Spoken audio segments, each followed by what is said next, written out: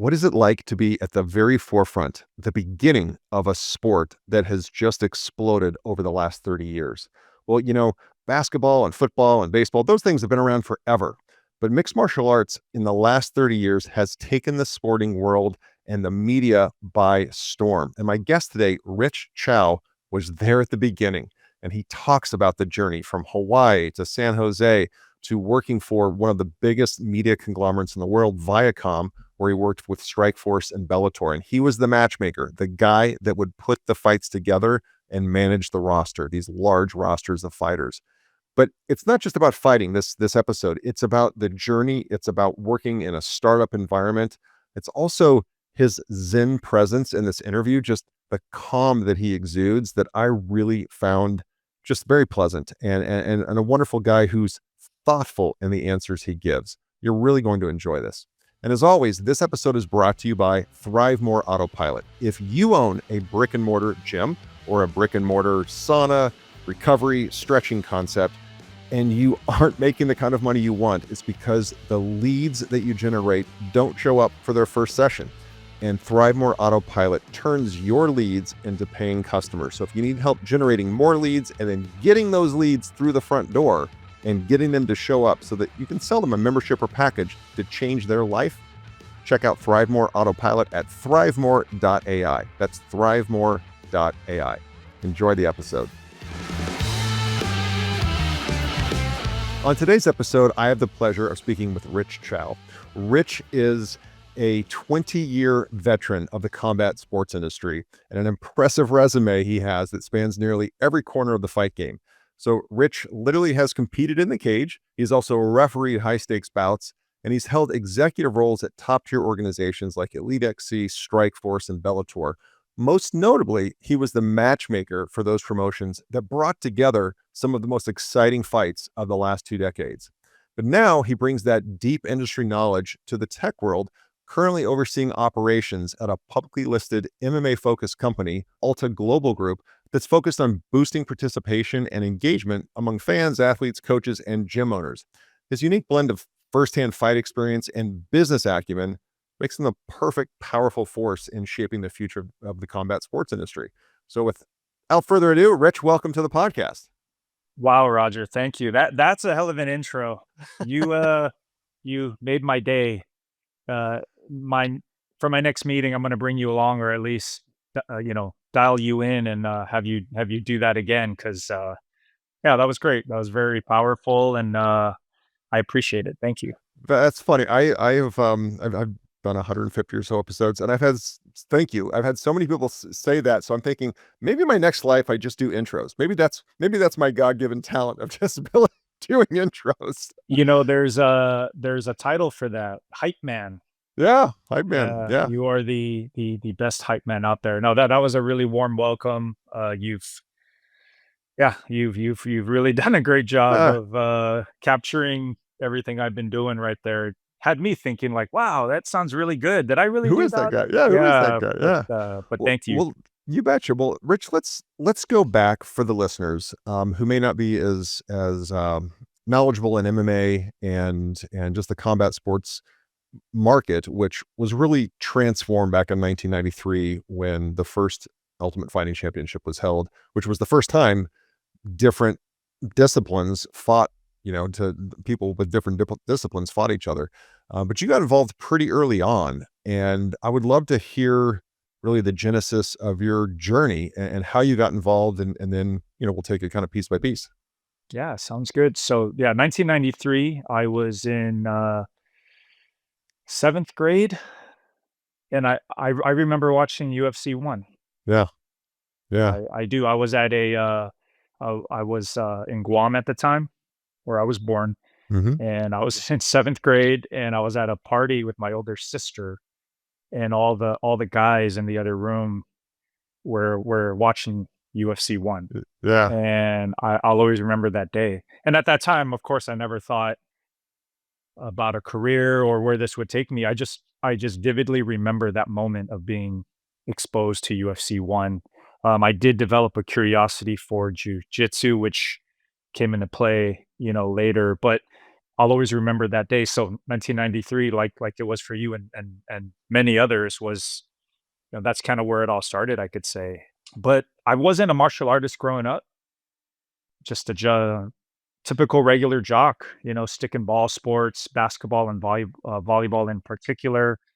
And it wasn't until I got to college, I was going to Pepperdine University and playing volleyball there, that I found a school near campus and an academy near campus to start training. And man, everything changed from that moment on. And I know it sounds like cliche and whatnot, but yeah, it was a total game changer to get on the mat. Yeah. My daughter was thinking about going to Pepperdine, so we toured that when she was 17. What a gorgeous location for a school. It's Yeah, just I oh tell my you what, gosh. hey, it ain't Harvard or Stanford, but But it's it's it Malibu, baby. that's right. It's arguably the nicest campus on the planet, and Uh, the education isn't too bad either. yeah, for sure. It's what we do with it. It's what we do with it, actually. Yeah. Yeah. So you start training in jiu-jitsu. It sounds like it was an academy, and you finish school, and then what do you do next? What happens? I was exposed to the sport, like, of now we're talking jiu-jitsu, I'll switch gears into MMA.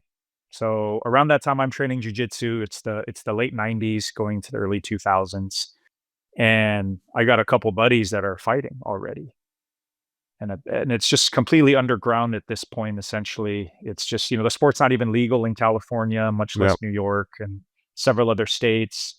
But there were fights on Guam, there were fights in Hawaii, where we had this, good network of people, friends and family, and they were actively fighting at that time. So I felt like if you were training jujitsu back then, it was with the intention to fight. It was it was so hardcore.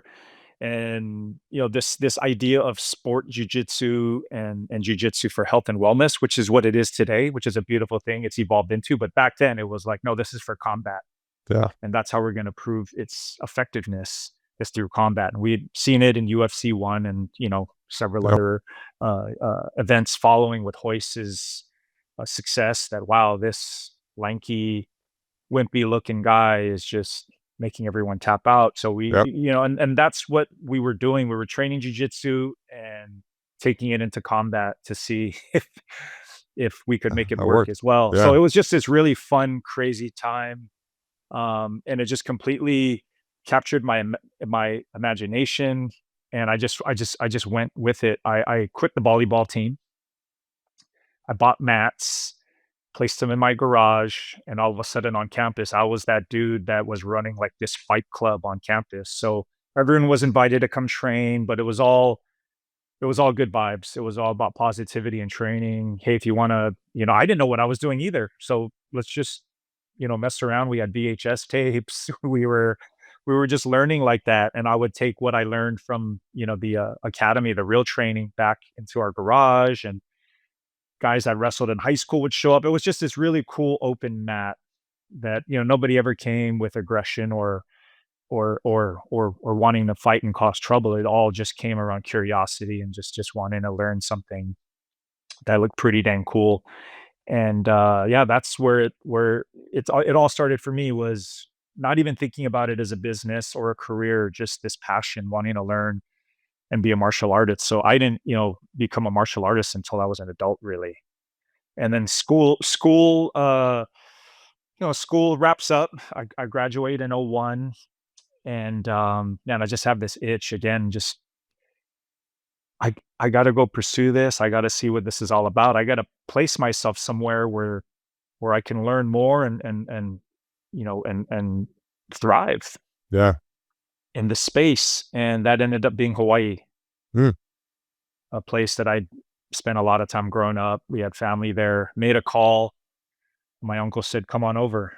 And I knew guys there that were training and running really successful gyms and fight camps, and I just immersed myself in that. So I pissed my parents off, and after they helped me get through college, this amazing Yeah. university, and here I am, like, I'm going to wait tables in Hawaii and train, Yeah. and, Follow and your that dream, man. Follow your dream. exactly Yeah. just went for it. And I dealt with it, dealt with all their very traditional Asian parents. They were not happy at all. But I had to do this, man. I had to, Roger. Maybe you felt that yourself at some point in life. You're like, man, I have to see this through. It's the right time. I'm still young. Yep. And I haven't looked back since. That's almost every entrepreneur story. Everyone that you know and who loves you is telling you not to do it. You're crazy. Stay in the stable environment, follow the normal path. But it's not, whether it's athletics or it's entrepreneurship, when you feel that pull, you have to listen to your heart and do it. If we fast forward a little bit in the story, how then do you get involved? Because I think if my timeline's correctly, EliteXC was the first big organization that you'd worked with. I could be wrong on that, but Yeah, there was actually an organization in Hawaii prior that okay. was kind of the launching pad for everything. So Yeah. I'm training. I fight a professional fight in Super Brawl, and then I meet this family that was doing really big things in the sport out of Hawaii. They were from the Big Island. They're the Penn family. That's BJ Penn and his family. And his older brother, JD, was running a promotion called Rumble on the Rock. And we met, and I had all these little side hustles to keep this thing going. I'm waiting tables. I'm hustling T-shirts with some of my buddies. We start building a little momentum, and I meet him, and we just get along. Those boys are crazy, which you kind of have to be in this sport in several ways, and they saw that I could hang, and in a few in a few different ways, and they tested me, and next thing I know, I'm being offered to help out with the promotion, and that was my first big break. Wow. Okay. It's all Okay. thanks to JD Penn, BJ's older brother, who was running the promotion. He said, "Hey, man, why don't you come and work with me? You can be my matchmaker and just help me out with everything." And I'm like, "Holy shit, yes." Yeah. Yeah. Don't know what I'm doing though, bro. And he said, "Do not worry. You're passionate. You'll learn. I'm still learning." But that right there, that passion is what I see, and that work ethic and the grind. And I'm okay with that. That's what I need right now. So that was my first big break, and we started on this journey of just it was crazy. I mean, we did everything in those early days, and I mean everything. We're putting up posters all over Honolulu. We're handing out flyers. We're building the cage, picking guys up at the airport. Like we literally touched every aspect of the business, and that was like such a tremendous experience, right? That was you can't go to school for this stuff, but Mm-mm. that was the closest thing to it is Yeah. experience, right? And just getting in there and learning and so doing everything that was so valuable and really helped me moving forward, just understanding every aspect of the game and Yeah. and of the business. Yeah. Yeah. That and the Penn family's, they're royalty, if you will, in MMA. And so you're working on the shows in Honolulu, and then how does that then how do you springboard from that to because you ended up working with national television Yeah. and and major networks. How does that happen? I get a call one day from JD and he says, "Hey, we did it. We finally are going to get that opportunity." And we have been working towards this goal of doing bigger shows, getting out of Hawaii, doing things at a much grander scale. And that was something that I'd really learned from him and that I admired and appreciated about him, about JD, was this vision he had. Yeah, we're doing shows on this little island. It's pretty cool. We're bringing in some big names and drawing some record crowds there for our market. But he always had this bigger vision. We got to take this to the rest of the country, to the world. And the guys behind EliteXC reached out to him one day. So that's what he was referring to when he called. Okay. I'll always remember that call as Yeah. well. And that was another big break, right? So there we Yeah. go. I'm like, holy cow, this is all happening so quickly. He goes, we have to go to LA in a few days to go meet these guys. And I'll tell you all about it when we get together. And so we're on the plane and he's explaining, hey, these guys are launching on Showtime. And there's this guy, Gary Shaw. He's an old boxing promoter. And we're going to meet everyone here soon. We're on our way. And this next journey is going to begin. And what that ended up being was launching EliteXC, being some of the first guys in there on the fight side to really get that promotion off the ground. And so tell me about that. So that is still when it's been. legalized in a lot of, it's been sanctioned, I should say, in a lot of states. There's a unified set of rules. So, people that are uneducated about the sport still think it's human cockfighting, which it's not. It's really been regulated, and now it's sanctioned, and there are rules, and referees and judges and the whole thing. So the sport's gotten to that point, but it still hadn't, with EliteXC, it still had not achieved widespread support, if you will, on national television. So, or Showtime or cable. So how do you guys approach that? Like, what's the plan to approach that? Well, all those things you said about the sport, the stigma around it, and the reputation around it at the time were, yeah, they're 100% true. It was Yeah, still this underground, barbaric thing, human cockfighting, if you will. yeah, John McCain's infamous quote, right, yeah, about our sport. But we knew that this was the opportunity to start changing people's minds and to help grow the sport. Because when CBS and Showtime get involved, it starts getting serious, and so we serious, yeah, knew that this was that opportunity to do that. Now we started off on Showtime at first, and what's significant about that is it was we launched MMA on premium cable, so yeah, that's where it started for us, and it hadn't yep. been on premium cable at that time yet. Still very much a pay-per-view product. Um, and so yeah, that was the first kind of landmark achievement at EliteXC was getting going on Showtime. And are you the matchmaker for that first event? I was part of a team that was brought together Yeah, to help launch this thing. There were look when it first started, it was a little bit hectic, a little bit chaotic. This company forms, there's a lot of money raised. It gets very corporate very quickly. A sure, lot of chefs in the kitchen, sure. and What it what what'd you learn from that? Like, what's the take? Because one of my favorite sayings is wisdom is the knowledge we gain 5 minutes after we needed it, right? 5 minutes yeah. after we need it. That's how we get wisdom. And so, what's the wisdom you took away from that first event with Elite XC? Well, at that time, I'm in my 20s, and in my mid-20s, given the opportunity of a lifetime, and I'm just learning. I was just taking it all in, Roger, if I'm being honest. I was just working hard, doing the best I could. I look back on it now and I'm like, okay, I see what was happening there and why this was that. And I'm still dealing with that to this day. This is still a sport where there's a lot of new people come in all the time because it's easy to do that. There's no barrier to entry. And so when you're sitting in a room and you know your stuff and you got all kinds of people in there with these crazy titles. I mean, we had just from a pure business and life perspective, these guys are all amazing at what they do.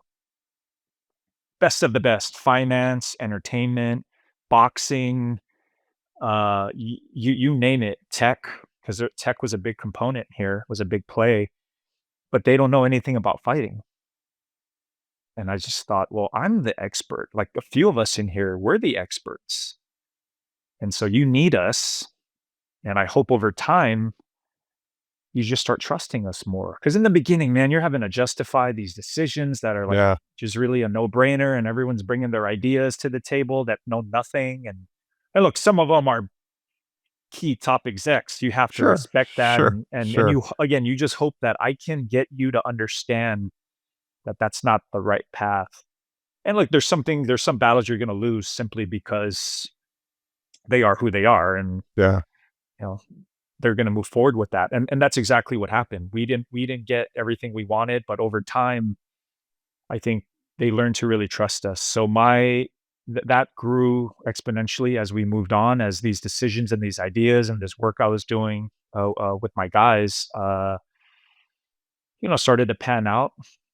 And you just get more trust and responsibility. And there was a really good group of guys too in our fight team as well. There was a good balance. It was just when you got outside of that and other people try to break into it, because that's the coolest part, right, of a fight company. Guys want to come in and talk fighting. So we're in the boardroom and some guy in sales comes in and wants to, propose this idea that is like just impossible. You can't. The guy fights in the UFC. It's or in yeah, Pride at the time. Like, no, it please let us continue to work. Like, go do your job. sure. but Sure. everyone wanted to be involved. It was the most, the coolest Yeah. part of the company. This segment is sponsored by Rockbox Fitness Franchising. Take control of your destiny and join the boutique fitness revolution with Rockbox Fitness. If you're ready to make a real impact in your community and own your own business that empowers people to achieve their best life, then Rockbox is the opportunity you've been looking for. They provide comprehensive support from site selection, upfit, training, and turnkey marketing, so you can open your studio with confidence and a strong recurring revenue member base. Visit rockboxfitness.com and click on franchise opportunities to learn more about this exciting venture in the fast-growing boutique fitness industry. It's time to turn your passion for fitness and for business into a thriving venture.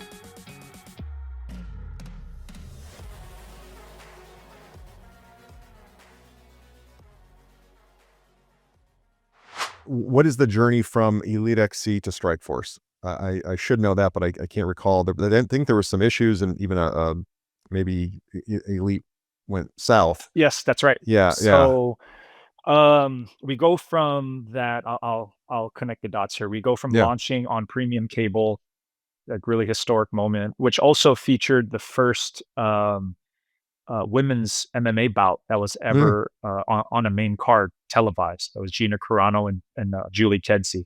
wow. So at that time, we knew it was cool and special. But looking back on it now, it's aged really well. Like, wow, that was. I'm so glad we did that. Right. And so we go from that to launching on network television on CBS. So that's another key milestone moment. And we hold a few events on CBS, and things are heading in the right direction from a fight perspective. But there was just a bunch of chaos with the company. We're publicly traded as well. There's just all kinds of stuff going on. We had a tech division, um, and things start. I start you start reading things out there and hearing whispers, and hey, you guys are not in great shape. This thing might come crashing down at some point. Just be aware, just understand that. Because again, I'm still really young, and I don't have all this experience and knowledge. But I start listening to the right guys. I start all of a sudden looking at these things people are pointing out, and lo and behold, get a call one day. Well, first it started with the first wave of cuts, Yeah, right? Yeah, and layoffs. that's the first sign. And I remember I recall that morning, one of my guys pulled me aside, somebody in upper management who really was looking out for me, and he said, "Hey, don't worry, you're good, but today's going to be a tough day. Let's just stay in our workspace, do our thing, but there's going to be a lot of activity today, and just try and block it out if you can, and we'll talk to everyone later." So that was kind of the first sign and the first wave. And I'm like, okay, first time I'm seeing this and experiencing it. They bring someone in, the Grim Reaper, as I called him, right? Sure, sure. And he starts doing his thing. So at that point, I'm like, all right, yeah, this is not. We're not set for the future, right? We're far from it. There's some more work to be done, and hopefully the guys can go out and do it. Well, then that eventually leads to the call that, hey, it's over, man. It's over. And this was like a few shows later, and it also revolved around Kimbo Slice losing. So if you recall, Kimbo came on the scene, took the sport over by storm, and then had the fall from grace on CBS, Yep. and that just kind of was like essentially the coup de grace. I mean, it wasn't the main reason why it didn't work, but it just was such, the Well, it was symbol this. of like, Yeah, it was your yeah, star that you had. It's like it doesn't. Dana's not excited when McGregor gets knocked unconscious, right? That's never a good look for your main star, or when Rousey gets head kicked unconscious. And so the same thing happened with Kimbo Slice, and I now remember that. That's right. And there, you put all that marketing behind that personality, only for him to go face plant. yeah, and That's a and tough look. yes, and people questioned, because look at over time we saw Kimbo's flaws as a fighter. We knew what he was and what he wasn't, but he was must watch TV. He was box office. And to be quite frank, that's what everyone wanted, and that's what the network wanted. So we had to go all in on him, and it ended up people would say it backfired. People would say, we drew a lot of criticism for it, especially from the purists. And obviously, you mentioned Dana. He was celebrating the Sure, of the course. fall of EliteXC at the time. It was just a crazy time in the sport, wild west atmosphere. And so, get the call, EliteXC, it's over. Let's just see what happens next. And enter Strikeforce and a man named Scott Coker, who was in the Bay Area running that promotion. We had met years prior at cross paths, and we actually did a co-promotion with him uh, when I was at EliteXC. So here's a very familiar face, a guy that I know, a guy who is an excellent promoter. You start hearing rumblings about him and his group wanting to perhaps pick up the assets, pick up the pieces, and they ended up doing just that. So fighter contracts, you pick up the TV contract, and I honestly wasn't expecting to get a call from him. I could understand why you would want to distance yourself after this, spectacular The calamity. Yeah. fall. Yeah. Yeah, there's just a lot of, yeah, people were dancing on our graves essentially, right? People were celebrating. It was bad, and I Yeah. was a bit in shock. And just learning, being young in my late 20s, trying to figure out what's going on. I thought I had the dream gig. I thought this was it, man. And then Scott called one day. And he called again, and we started just talking more and more. And then he asked me to fly up to San Jose. I was living in Hawaii still. And we had a really good meeting. I met um, his team, his investors, his backers, who were the guys who were at Silicon Valley Sports and Entertainment, which might not mean a lot to a lot of people, but they own the arena, and they ran the San Jose Sharks, so that's what people know them more for. And they happen to also own half of Strikeforce. They were Scott's partners. So I meet everybody. I think it goes well, and then I fly all the way back home, just wondering what the heck's next. And they run their first show, uh, and I don't get a call, right? So I'm like, all right, they've moved on. They've started. They're moving on. I didn't get the gig. Then he calls shortly after and offers me the gig. Well, first he actually offers me a consulting role for a few events. And as he so eloquently put it, why don't we date before we get married? Sure. Sure. Right? Because if this goes well, I'm gonna want you to move up here. Yeah. So it's a big commitment, right? There's a lot going on. And so we did just that. And so after a few events that I consulted on, flew in during fight week, met everybody, and things went well. The And what's fighters, and what's your role in this consulting period for the few shows? What are you actually doing? a little bit of everything. Still kind of, yeah. Yeah, just a little bit of everything. Make sure just the event runs smoothly.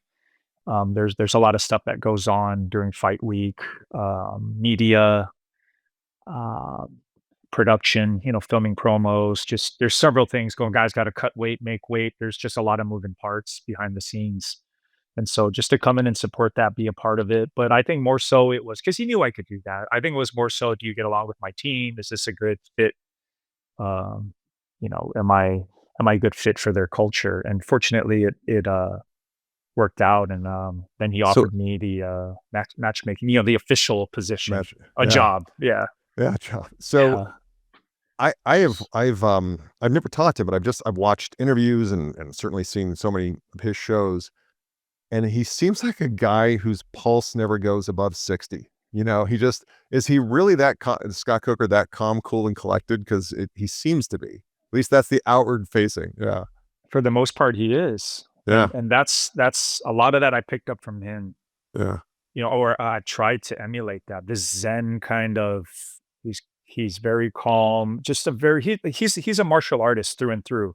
And so that'll really just explain a lot about his personality, his demeanor, the way he does business, his kind of overall style is just that of a martial artist. And he's a lifelong martial artist and loves the sport. And I think that's so important. So those are the things that we connected on. And I learned so much from him. I would just sit there and just watch how he handled these guys. He would rarely lose it because I had been around other guys who, they go from, 0 to 100 pretty quick and just go to DEF CON like yelling, and that's just their style. And that's not my style. So I just thought, man, I can't, that's not me. But was it effective? Was it not? Right. So I started also looking at the end result of the personalities of these leading men in these promotions that I'm under. And Scott's it just lined up perfectly. I'm like, hey, this is my kind of guy. He's calm, but makes you respect him, right? Like don't mistake it for weakness. Just because I'm not yelling, and he was old, because I think at that time people looked at, and still do, because he's so successful, and it's Dana, right? Dana has kind of become, and also these other boxing promoters, from back in the day, the Don King. It's like we have this image of what a fight promoter should be, Yeah, right? And this personality you're supposed to have, and then you meet Scott, and you're like, well, he's not that guy. He's kind of the anti sure. promoter in certain ways. I mean, Yeah, his business acumen and his knowledge, it's spot on, but from a personality perspective and standpoint, yeah, he doesn't fit that mold of what we were used to: loud, brash, bold. That's not who he is. yeah, yeah. He certainly seems to make it more about the fighters in the event than himself, and being the promoter. So you get this job. It's uh, your first events coming up, I'm sure. Then as an employee now, and you've got to matchmake. You've got to, for the listeners, matchmaking means you go out and you find two fighters who are willing to fight each other and can come to terms on the money and on the timing, and usually the weight class is already predetermined. And you've got to do that for like 10 to 12 bouts, meaning there's 24 people you've got to get to agree to show up on that night. How do you do that? Yeah, yeah. Okay, let's get into the art of matchmaking then, Yeah, yeah, because I, please. I I do believe it's more art than science. Yeah, Truly do believe that. Um, Now there's matchmaking on a local level, and then there's matchmaking on the level that we were at Strikeforce, kind of more on a national, global level, where you're doing long-term promotional contracts. That you're not going to bring a guy on just for one fight. So not only are you negotiating, you're negotiating multiple fights, exclusivity. So everything changes, and these are things I learned as I came up. Is like the pitch, everything's different now, and the way you're going to cut a deal, it all changes. But yeah, you have to build a roster, build the best roster you can, and that has to satisfy several different things. Hey, does this person sell tickets? Does this person draw media?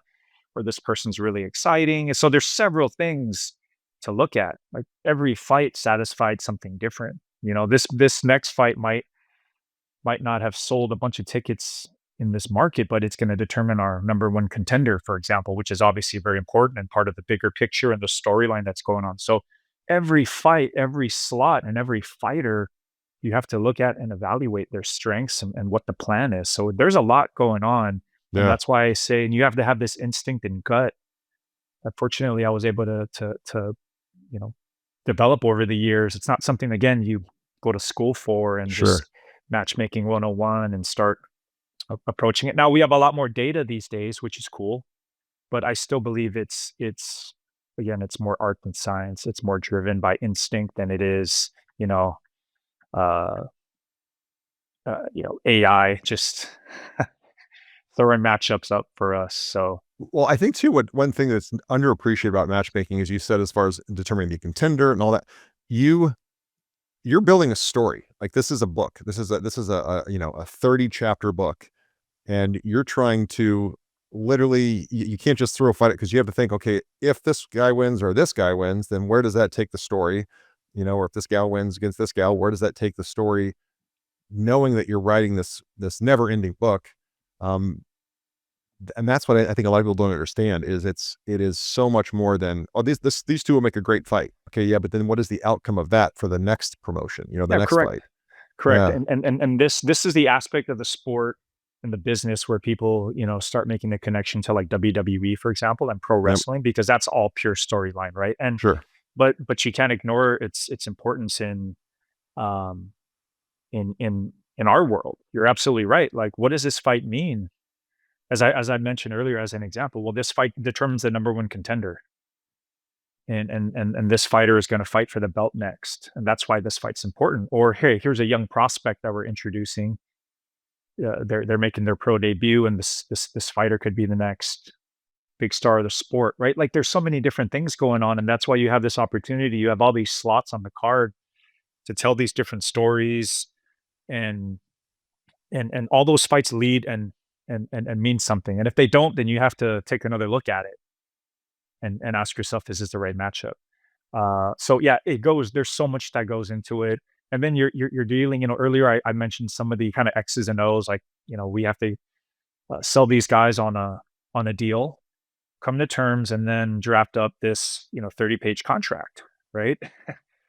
And so that's the legal part of it. Those are the X's and O's on the business side. But then you deal with the human element and the ego and the bad blood, or the various different things that now it's dealing with that, the human element of the business and the drama that comes along with it. And so, hey, we have a deal, but now I have to get this guy to take the fight on this day because we need it, but he doesn't want it, and then putting it together.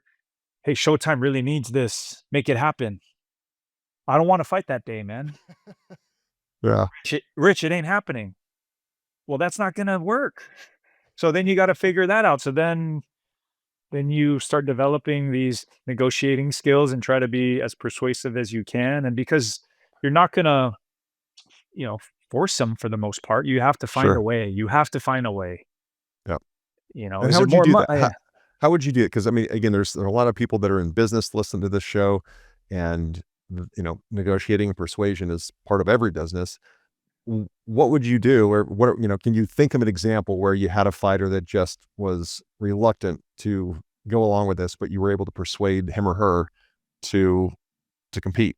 And how did you do that? Well, you start looking at a variety of things. I think you have to understand who you're dealing with, what's important to them, what the situation is. Sometimes it's a very legitimate reason as to why they can't fight. Hey, Yeah. get married that day. Yeah. Hey, you know, and then you start trying to problem solve from there. I mean, we've encountered this problem. That's the job. Yeah. It's managing the roster. Yep. Cut the deals, not as difficult, to be quite honest. I mean, there's some structure around that, around the Yeah. business. It's really managing the fighters. Yeah. That's the job. That's the hard part. Getting them to do certain things, getting their medicals done to get licensed so you can compete, getting them to sign their bout agreement that commits that day and the money, something they want. So that ended up being the hardest thing to do. That's the job. And getting somebody to do something that perhaps they don't want to do, but the company needs it. We need you on that day in that venue. Like, that's your hometown. You need a fight that day. We need it. And yeah, you just solve problems, man. You just figure out, hey, if you're getting married, well, can we move the wedding back? You start just having these Sure. conversations around these things. Sure. And look, sometimes it's no, we can't do that, man. Absolutely not. Or Yeah. hey, if I pay for the catering, if we Sure. absorb that, like, and can we? I've had these types of conversations, or oh, we have a family vacation planned, or look, throwing money at it. Sometimes we'll get it done, but you're not also not trying to develop that habit, right? Of just you set this precedent of, well, I can just squeeze them for more money next time, and just always create a situation and just get more money out of them. No, that's not the answer either. That's not going to happen. So Rich, let me ask you this. I'm always kind of curious. I could probably guess at the answer, but I'd love to know from you. I always hear, and this is true in all athletics, but certainly I see a lot in MMA where somebody will sign a 4-fight deal or a 6-fight deal, and 3 fights in, they're on a run, and they're putting butts in the seats and selling pay-per-views, and then they renegotiate, halfway through this contract. Is that because the promotion just wants to lock them up for a longer period of time, and so they're willing to come to the table? Because I've never understood, like, why would you renegotiate and pay so much more for the last 3 fights in the contract versus, "Hey, no, we're in a contract. Either you fight for this or you don't fight." Like, what's the rationale there? Yeah, very, very, very good question. I'm impressed, Roger. That's a really good question. So, let's say you're on a 4-fight deal and you fought 3 fights already and you've done well. You're 3-0 in this 4-fight deal, all finishes, and you're killing it. You're building a fan base and you're thriving. Yeah, Going into that last fight, I'm gonna wanna redo the deal. I'm gonna wanna lock you up for longer. I do not want you to um, win that fight and then have a lot more leverage sure. in negotiating. Now, there are certain things that I'll have exclusive negotiating period, the right to match. There's certain rights that the promotion should have at that level. But I don't want you to test free agency. It's just going to cost me more money and more headaches. And there's situations like that where the athlete gets offended that we've gone this far. And all of a sudden you're going back to that human element, how difficult that is. All of a sudden it's not just business, it's personal. Yeah, And I don't want to negotiate against somebody who's mad at me like that and feels that I've offended them and disrespected them and turns into a whole big thing that it shouldn't. So over the years, you just understand that for the most part, if you're doing well and you're going somewhere in this company, I got to keep you and try and lock you up as long as I can. So that's kind of the rationale behind it. And if I could compare it to kind of mainstream stick and ball sports, it's like when you have a contract year, right? When the team doesn't want to re-sign you and give you that new deal and give you that security, and they want you to earn it and prove it. And we've seen it many, many times. Someone will just ball out on that contract year, and then you end up paying them way more. Or even worse, you kind of roll the dice and then you get nothing out of it. Like for example, remember when KD left OKC? yep, They got nothing for him. yeah, Nothing. And I was living in the Bay at the time. I'm a big yeah, Warriors fan, right? So I'm like, oh, I remember that vividly. They rolled the dice in that situation. yep. They knew he wasn't happy. They knew he wanted to test free agency. Now it's not exactly apples to apples, but hopefully you can see how sometimes you have to make that move earlier. And you can't just be there empty handed. You can't let a guy walk if he's of value. Now, if you feel like, I'm just not sure, Roger, you won one, lost one. They were kind of boring fights, not really getting any traction, no real media. Let's fight it out. Let's see what happens because I don't really think there's a big market for you out there. I'm willing to take that risk. Whereas you want that security in that situation. You're like, come on, Rich, can we redo the deal? I'm getting better. I went to a new camp. I'm getting more exciting. I'm cutting better promos. Let's just fight it out and see where it takes us. So if the promotion wants you, they're going to try their best to re-sign you. And what we did to make things interesting was we provided, in the promotions I was at, we provided a viable alternative. Like that's to me, we're proud of being able to come in and create a real market for free agency, whether it was Strikeforce, Bellator, even EliteXC at that time. Being able to sign guys like Nick Diaz, for example, leaving the UFC way back then, that was a big move, just to be that option because options are good. And yeah, that situation happens all the time. This episode of the podcast is brought to you by ThriveMore Autopilot. The latest data shows a large amount of small to mid-sized business owners are living paycheck to paycheck, and that is not why you started a business in the first place. We all start businesses to create the freedom in our lives that we want and to give us options. But to do that, you need more leads, and you need to turn those prospects into long-term paying customers. Well, the solution is ThriveMore Autopilot. ThriveMore Autopilot is the turnkey solution to take the stress and the hard work out of new customer acquisition, which is the lifeblood of any small business. ThriveMore Autopilot works on your behalf to generate a waterfall of new leads through various channels, to nurture those leads with proprietary AI solutions that mimic human interaction, to sell memberships and help you increase your monthly recurring revenue. And they even provide you coaching and your team coaching on the most effective sales techniques and give you a community of other like-minded business owners. ThriveMore Autopilot is how you scale your business without stress and the relentless phone calls and texts and reach outs to the prospects to get them to show up for that first appointment or to show up to that call. So learn how ThriveMore Autopilot can help you win big by going to ThriveMore.ai. That's ThriveMore.ai.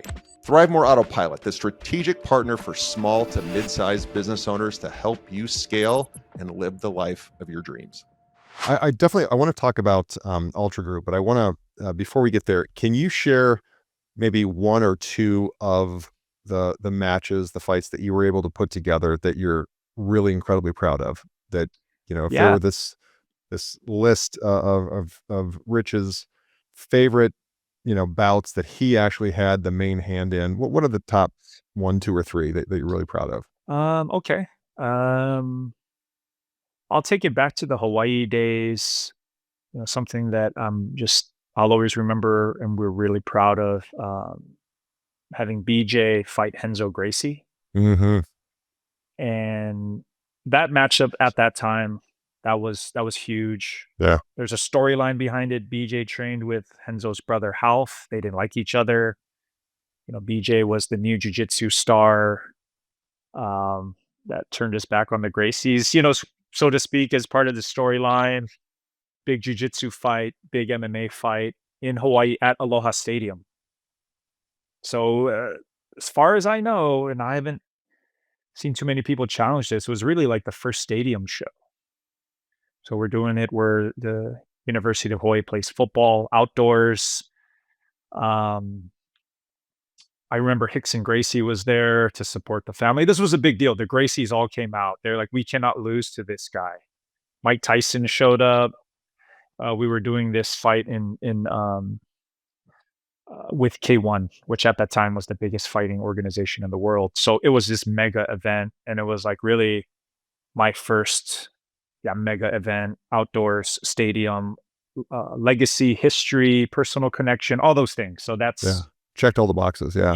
yeah, for me, that I'll always remember that. I still have like some credentials and different pieces of memorabilia from that. So that stays with me. I mentioned this earlier, but EliteXC won, uh, Gina Carano versus Julie Kedzie, Yep. the first women's MMA fight on television on a main Yep. card. Gina's awesome. Just awesome. Yeah, Yeah. she is in so many ways, not just as a fighter, but as a human, as an actor. Just yeah, just an all around amazing human, and Julie Kedzie as well. And the two of them, I couldn't, looking back, could not have picked two better women to be in that moment and be attached to that. So yeah, extremely proud of that. CBS fight one. Um, First fight ever on network television that drew, still to this day, one of the biggest ratings. And that's Kimbo James Thompson from New Jersey at the Prudential Center. MMA is not even legal in New York, so we're Yeah. we're we're we're right next door. We're right, you know, Yep. a few minutes away. And crazy fight, spectacular fight, big ratings. Just I'll always remember that night and everything leading up to that. That Yeah. was that was big. That was pretty special.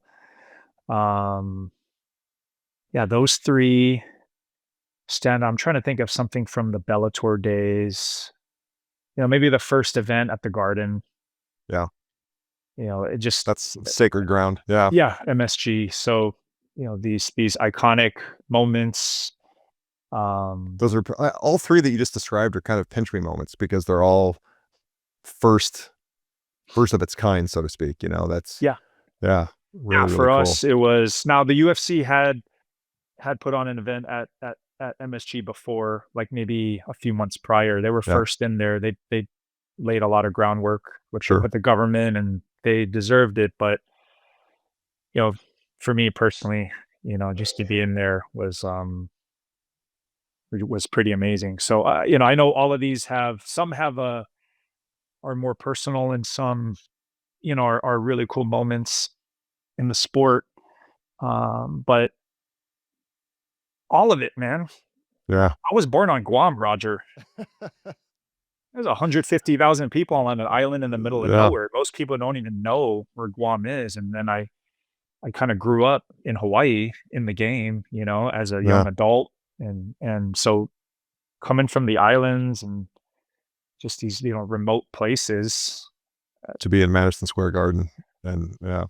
to this day, I wake up, I just feel blessed. Like, man, what Yeah. am I doing here?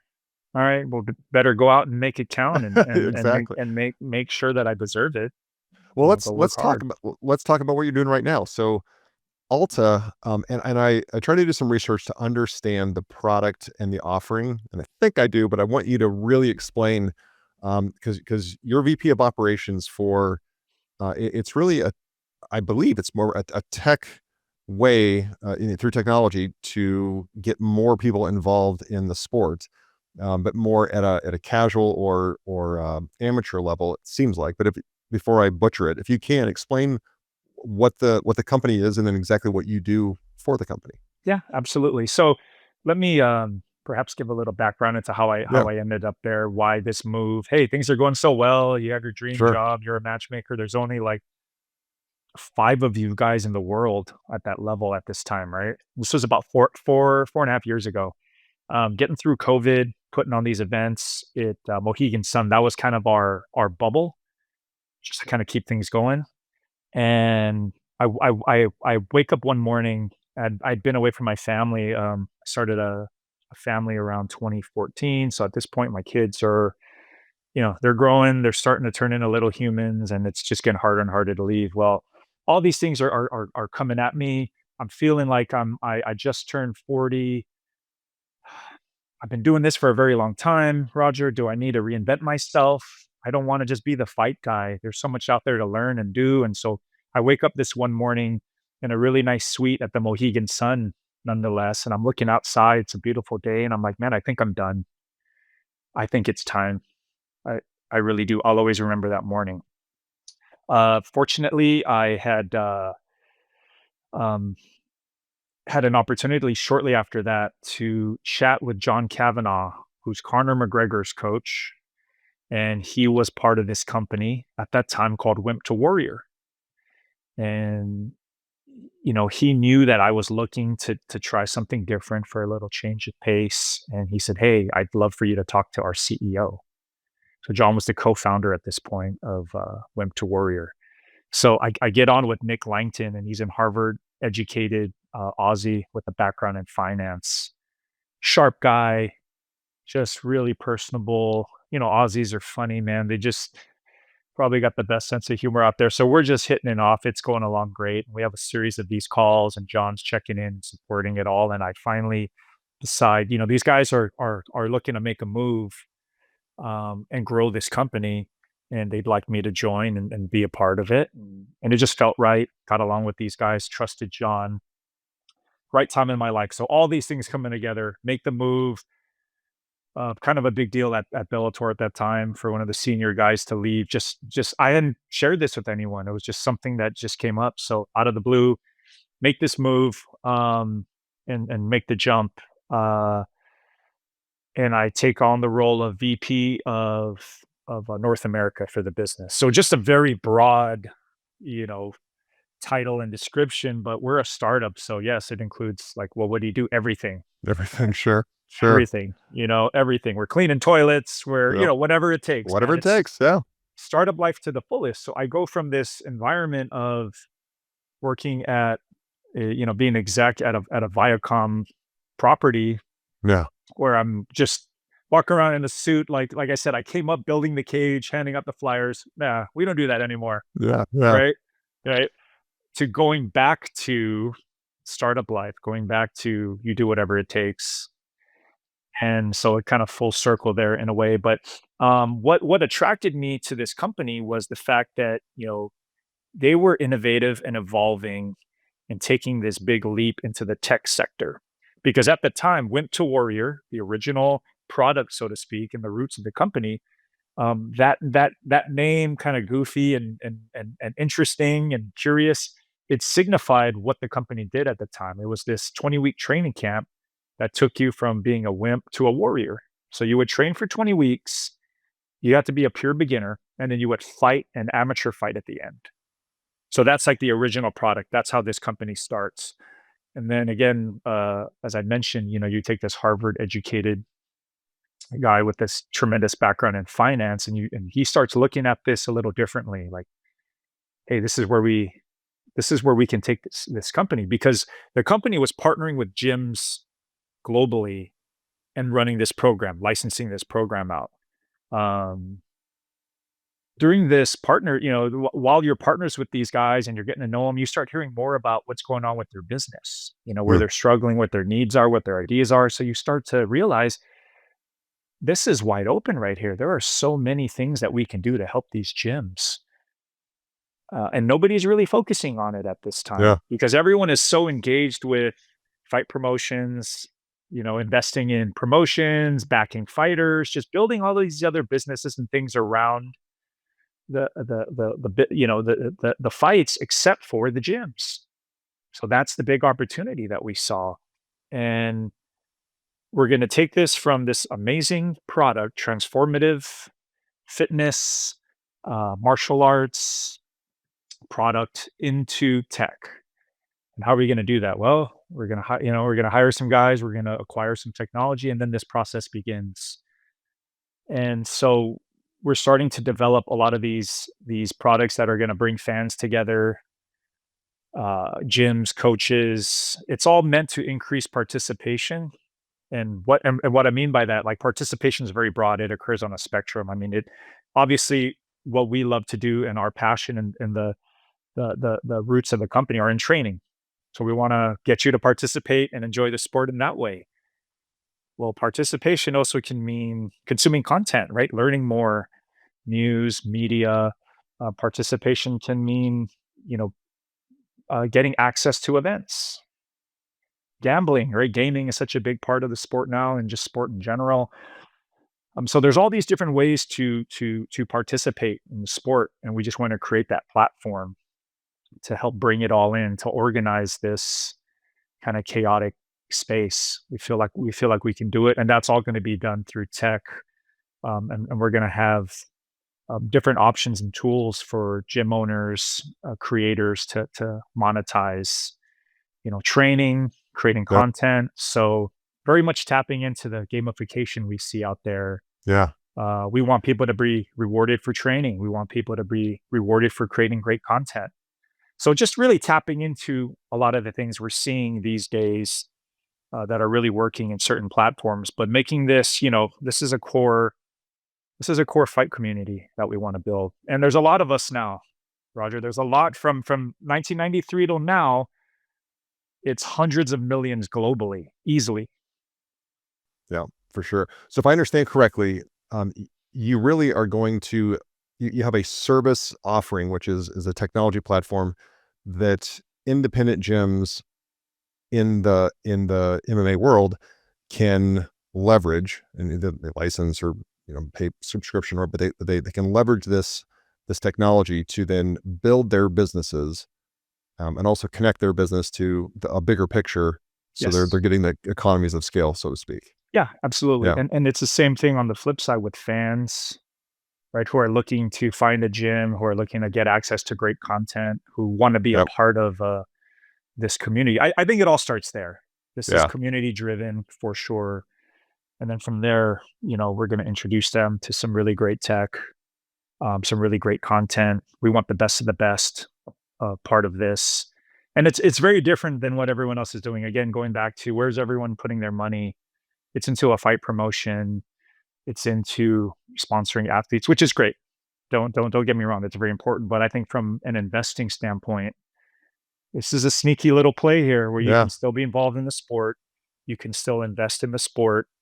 Um, but I think it's a better investment from the standpoint that this is a tech company at its core. We've come a long way. I love the innovation from a training program all the way to a full-fledged tech company. I mean, we have more employees on the, on the tech side now than we do in any other department. So we're a legit bona fide tech company by that standard. But it's no secret that when you look at what some of these promotions out there are doing or not doing, their financials are all public. And just like ours, because we actually got listed last March on the NYSE under MMA. I love the call symbol. I love that. Yeah. It The was just trading meant symbol. to be, Roger. When we Yeah. found out it was available, we're like, "There's no way it can't be available." Like some Yeah. random company has it that isn't even involved in the sport. They're like, "Nope, it's yours." Yeah. So it just felt like destiny there. It was a cool little moment. So yeah, Yeah. it's not hard to find us. Um, but fight promoting is very difficult, and I can You speak can to that. attest to that. Yeah. It's You're very qualified. difficult. And when you go look at how these other companies are doing that are, competing with the UFC and challenging the UFC from a financial standpoint, Roger, it's a tough, tough battle. I mean, we're approaching $1 billion worth of money that's been, you know, invested and deployed into these promotions. And, I'm not sure that they're any closer to being that viable alternative to the UFC, unfortunately. It's just a tough business. They have so many advantages. And if you look at their financials, they're printing money. They're killing it, No. as they should. They work very hard. They took a lot of risks. They're doing a lot of things right, and they've really elevated the sport globally. Sure. So, you know, the way I see it, why not invest in a company that is riding that wave Yeah. Well, instead of trying it's to compete with them? yeah. Well, it sounds like, I mean, what you're doing is you're skating to where the puck is going to be going, not to where the puck is, right? And that's in business. That's the hardest thing to do because you see all this noise and money, and you're like, that's where we should go. But if you're seeing it, it's probably too late. It's probably Right. too late. There. Yeah. And Yeah. and if you love this sport, there are different ways to get involved in it. Look, anyone that invests and believes in this sport, like, I'm a fan of yours. Like you have my respect and appreciation. Even if you want to continue to invest in a fight promotion or just anything that contributes to the growth of our sport, I'm happy about it at the end of the day, and I'm grateful. I just want to point out that I think what we're doing is so unique, and I think it's just a savvier investment. Yeah. I'm going to ask you a few last questions here to bring us home. And I ask these to every guest. One, my listeners know I'm an avid reader. I love biographies, business books, and I just read 2 biographies on AC/DC because I love live music. So like, I I just just saw them. Uh, so did I. just saw them. Sorry to interrupt. I Yeah, just saw them a month and a half ago or so here in Dallas. They played Texas Stadium, yeah, yeah. I actually flew and to Cleveland. That's where my daughter lives to go see them, and I saw them a year ago. Coincidentally, I was in Italy, and they were playing in Italy for the reunion tour. And so that's the soundtrack of my youth, man. That's the soundtrack of my youth. Yeah. But I love to read. And so what is a book that you've read that you would recommend to the listeners? And it doesn't have to be on business. It's a book that you read that when you set it down, Rich, you thought, wow, that changes the way I think about this particular subject. What's a book that, and you could have read it 20 years ago, you could have read it last week. I'm just curious if there's one that you would recommend that, man, this will really help you. wow, really good question. There have been some books that, and these are like, so they're so popular and they're just bestsellers that I wish I had, and I will, as you can see, there's some books back here that I will tap into. But Malcolm Gladwell. I mean, I'm a huge fan of his. I've read everything he's Well written. researched. Yeah. Well Yeah, researched. just Yeah. the Freakonomics Mm, series. Just those guys just got me to see things differently and think differently. yeah. I know Yeah. that's it's so mainstream that it's Dude, not. I wish I had the no, the cooler reason they're mainstream. hipster answer, No, the reason they're but mainstream is because they're great books. They're great books. That's why, and they still, a lot of people still don't read those. Yeah. Still need to read them. I've read so much. I mean, just go to the leadership business section, right? And at Barnes and Nobles or even online, and you're just like, oh my god, everyone, there's so much to consume. Art of War, Yeah. Art of Yeah. War. Maybe I don't know if that checks the box for something that's not so mainstream and obvious, but Art of War, some of those things. that were written many, many years ago. Our guy Sun Tzu, he was onto something, and I He know he was on. wasn't thinking about, corporate international business at that time. I think it Oh, was just defeating the tribe next door. yeah. But, I'm trying to So applicable. find So yeah, applicable.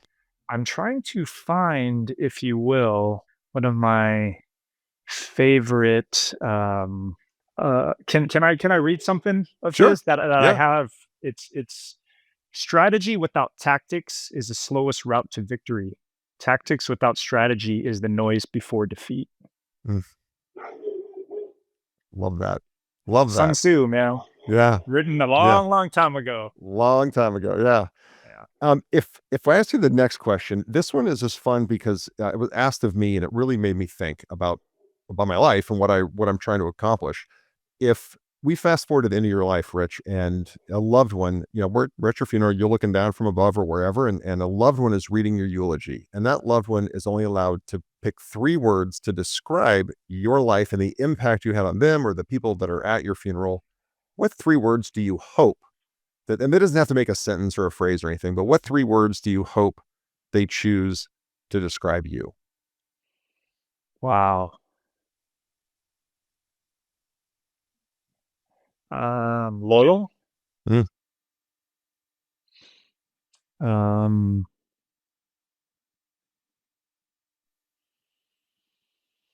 hmm. Passionate and kind. love it. Of I course, I would there's no right or wrong answers. And the reason I love that one, Rich, I love that question because it was asked to me. And when I applied for like a leadership program for like a 12-month program, and it was one of the admission questions. And it just made me realize, wow, if those are the 3 words that hope to be remembered by, I need to get busy getting busy, focused on those 3 words, right? Like it just kind of distills life down into, if I'm gonna make a decision, does it align with those 3 words?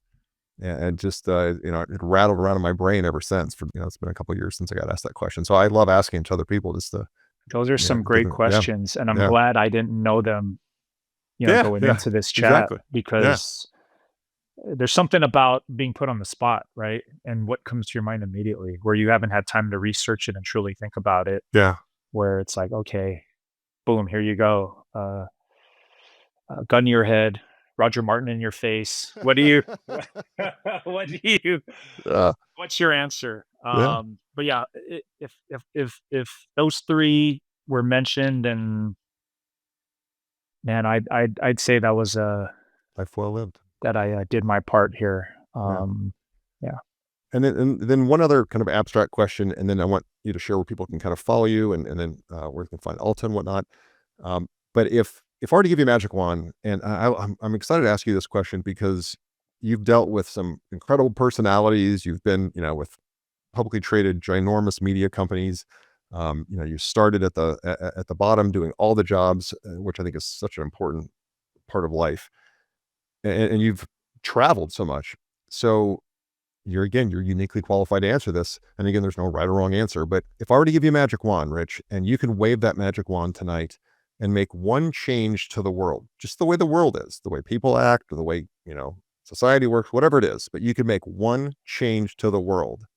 If I give you that magic wand, you wave it, what change do you make? And when we wake up tomorrow, how is the world different according to Rich? Man, Roger, you are coming at me today. You are bringing the heat. That's the last hard one, I promise. The next one's super easy. Yeah. Um, I want us to have more patience in the world. You've seen what's going on out there. Yeah. My A good dose of goodness. patience would help. Man, what is going on? Yeah. 2025 is like one of those moments where like, sheesh. Um, yeah, patience. I feel like Patience. just Yeah. we need to slow things down, guys. Let's sit Yeah. down and talk about it. How are you feeling? What's going on with you? What are Yep. you thinking?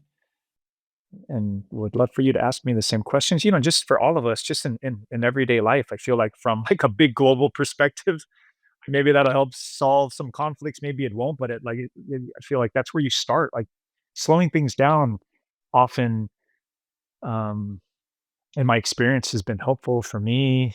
To really just um, take a breath and just look at things differently. Because everything's moving so fast, whether we like it or not, right? And I just feel like just a little bit of patience out there might make a huge amount of difference in your everyday life. And maybe on a larger scale, like you said, if we woke up tomorrow and the whole world just a little more patient, maybe we'd stop we'd stop doing certain things that are kind of holding us back and hurting us, and maybe we could take the time to figure out how to not do that to each other. I couldn't agree with you more. Couldn't agree with you more.